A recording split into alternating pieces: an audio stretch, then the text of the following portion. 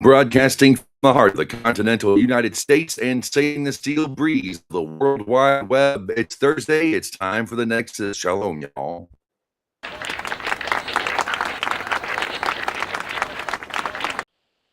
All right. How you doing? Welcome back. Shalom, shalom, shalom. All you happy, fine people out there, and especially you, my favorite viewer. Welcome to our Thursday night gathering. Here we do every Thursday, 8 p.m. Central, from these United States, right here from the sunflower state of Kansas, in my radio shack. Not an actual shack, but a place where my wife lets me tinker and with all kinds of gizmos and radios and whatnot. So glad to have you here. Double Parshat of the week, a lot to talk about. Been in a couple of groups. I don't go into groups as much as I used to anymore. I want to say groups, I mean like debate groups, but not religion groups, Noahide groups. I'm a moderator over kosher memes, and we're trying to open things up a little bit without letting the missionaries take control of our stuff. Because we don't want anybody missionizing. If you've got a nice kosher meme to post, please post. But that's that. And I can get my camera straight here because this is going to bug me all night long if I don't get it just right. And I only have one part of the room that's not shelving and stuff. That's this place we're at right now. This little corner. Are we going to do it? Are we going to do it? It won't drive me nuts now. I appreciate you waiting around. Thank you for your patience. And, of course, the topic of tonight is Ger Toshav versus the Noahide versus the Ben Noah. I've been noticing that people still have interesting views. Now, in my personal opinion, there really is a difference between... There is something to be said. There should be a proper label. Not necessarily, this isn't a wrong thing about labels, but there are those who keep the 7 for his sake. There are those who attach to Israel and keep the 7 for his sake. And then there are folks who, like a decent person who might happen to be a vegan atheist at the same time. They keep 7 laws. They don't do it willingly, and they don't vow to. I think that's really the level that we're on right now. Starting with the low level, I'm going to show you something. I brought this out. I looked it up. I started using it. It's got great sources, but it's different, and it's not the best. But this right here, this has been and it's a great introduction. It just gets a couple things wrong. And that's really because of the reason why we still have 10, 20 years later, these arguments, these debates, these battles over what do we do with non-Jews as far as Jews are concerned. This was a lofty work. It's a good introduction. There are a few things that just don't add up, though. But this right here is written for the heathen. Okay, this is written for somebody... and its perspective in bringing somebody to the law is it would really be that of a heathen god or a complete atheist, or so it's going to put far more restrictions on what you can and can't do, and that's the perspective. I don't know how to put it any better than trying to properly slaughter a giraffe. So it would be easy because there's so much net slaughter, and another would say, no, we have to fine tune it and get it at the right point. There must be a right place to do it. And that's the debate, and that's the perspective that we come in. The Noahide tends to be one who's aware of the 7 laws and keeps them willingly for the sake of heaven, for God's sake. Anything else, while the word Noahide, and Noahide is an adjective used as a noun, anybody who calls himself a Noahide is not going to say, I'm a child of Noah because Torah says so. In fact, they would. No one else would call themselves Noahide. Nobody. Christians don't call themselves Noahites. Jews don't call themselves Noahites. Muslims, Buddhists, nobody calls himself that. Nobody acknowledges that. And if you acknowledge that Noah is your great-grandfather, and our great-grandfather as a species, and we keep that covenant willingly, then we become Noahide. I was Noahide for a long time. Um, the message is you don't want to be too Jewish. I hate to put it like that, but that's really what it's about. Don't you're too Jewish. That's too Jewish. No, can't do that. No, don't mark Saturday on your calendar. Don't let it show. Of course, they're afraid. People are going to. One, there are certain things that you don't just benefit from necessarily, and you do them. It's taking on a mitzvah, but the Noahide can't keep Shabbat anyway, no matter how he tries. He's not the one commanded to do so. God commands the Jew to rest those around them, those with them in land. So, and the standard by which you live there is a standard by which all human beings, according to Torah, are given. So you can keep the 7 laws and do them for his sake, and that's it. One group I'm in, the moderator was very concerned that I was so into Israel. I mean, the nation and the state. All right. But it was very, this is simply, that's the name of that's a good, these are good people. I don't want to, but, just a Noahide. How's that? And that's what I think Rabbi Katz, if you go back and listen to Sol Mazel, if you listen to some of his classes, he'll say there's the guy who wears that I'm happy to be a Noahide t-shirt, and they're happy with that. And that was me for a while. And I don't know if I got any. I kept them for everything. I believe they got it, but I wasn't studying Torah. I wasn't aware of the holidays, save maybe Passover and Hanukkah, because they're a bit more publicly known in America. But yeah, I kept the 7 laws, and that was enough, and that was it. And I barely kept them sometimes. But then when you start saying things like B'nai Noach, when you say that the Hebrew biblical term, I think was used once or twice, one being to Japheth, Shem, and Ham, the actual sons of Noah.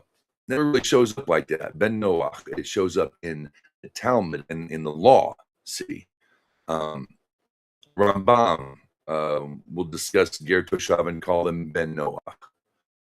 But when you start saying in Hebrew, then you kind of care a little bit more. And this is where things start to get kind of freaky on everybody. 16 years ago, 15, 16 years ago, my rabbi said, "You're with us now. You're Ger Toshav." What's that? I haven't heard of that before. And Ger Toshav is one who clings to the Jewish people. He's like, you don't go back where you came from. You're with us now. I think I discussed this recently. And all kinds of flack came down on him because I went and told everybody about it. You find a good wine, you tell people about it. When you have a good steak, you tell them how you cooked it or whatnot. L'chaim. Pink lemonade in a perhaps blue ribbon glass. And neither drink is actually blue or pink, naturally. Okay. So that wasn't the first time, and it really turned me off. But this last time when this book right here came out, which is a marvelous read. It's marvelous. It's wonderful. It's, as Rabbi Singh would put it, delicious. This is delicious. This is a good book written by the late Saba Chlorophene and Rabbi David Katz. So when that book came out and there was a word for people like me, but somebody else got it, I always pictured myself as right outside the camp who didn't bother him too much. World of the Ger. Naaman was a Ger. Some say he didn't keep all 7. Some say he did. There's always arguments. When you just go by the book, when you go by the text, he knew who God was. Go in peace. It was made known to him, and he even knew the guilt of idolatry. So, or the sin of idolatry. So he kept enough to know that.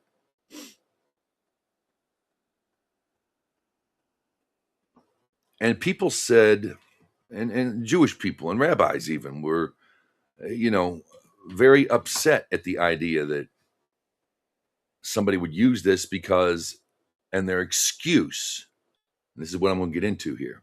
The excuses used. See, the reason why there is no legal status for a ger Toshav in the land of Israel, and when you are accepted, Machablin, you are accepted ceremoniously.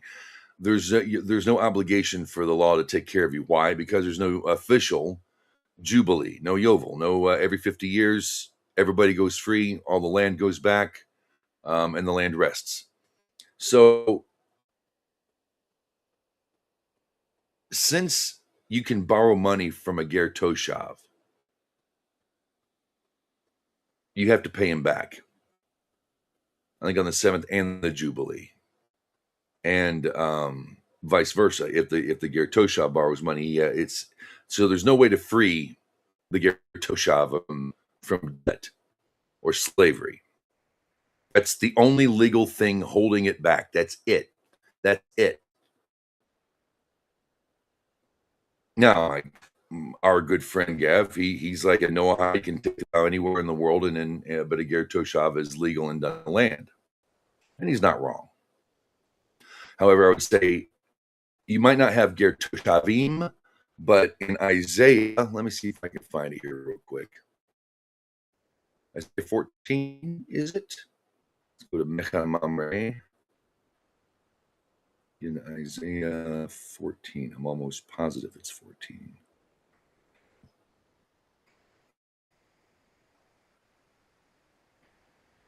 And the stranger and the ger. Okay, well, let's move on over. Let's share this bad boy. I want to share. I'm going to screen share with you. Continue screen sharing. I know. We'll do the entire screen because I don't know why. We're gonna funky air, the infinite funky. Let's go over here.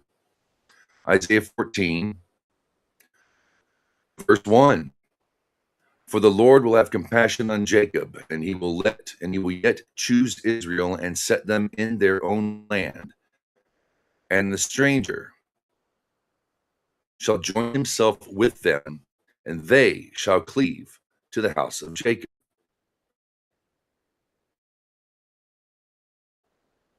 And the people shall take them and bring them to their place, and the house of Israel shall possess them in the land of the Lord for servants and for handmaidens, and they shall take them a captive whose captives they were, and they rule over their oppressors. So in other words, you put work, you give them jobs, you give them a place, you become your people. You understand? The word that is used over here, hager. Right there is, and this is like the stranger. The word is ger. Plural gerim. Hager. Not ger Toshav. And they call them strangers. This is just a translation we've been using. Friend might be another word. I don't think there really is. Is there? What's the English word for tortilla? Right? What's the English word for matzah? There isn't one. You call it matzah and tortilla. So stranger is not most accurate, but it's a non-Israelite nonetheless.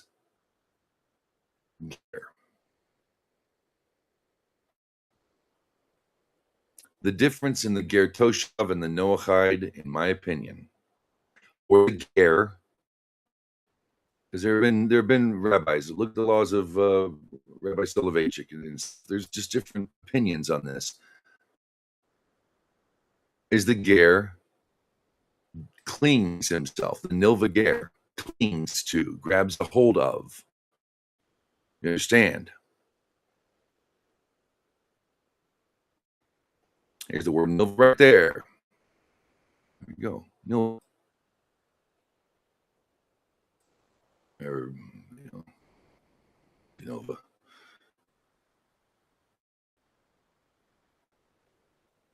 One who clings, one who stands with Israel. knows enough of the Torah to know not to refer to himself as a Noahide. When talking to the general public, I'll say some people call us Noahides. But there's always this difference, why don't we have little Noahide centers set up? There shouldn't be Noahide centers. That should be called a temple. That should be called a synagogue. We don't cling to each other. We will create a religion quicker than to a goose if we are given our own little Noahide places. It's just my personal opinion. That's one way to take it down the wrong street. I think it needs to come directly from Israel right now. I know Israel's busy. That's their job too. And to any Israelis watching out there, and you're wondering, about the PR problem that your nation has in the world today, for some odd reason, it's been harder lately. Not odd, but for stupid reasons, it's even harder now. Go freaking biblical. That's your true legacy. It's not the land, it's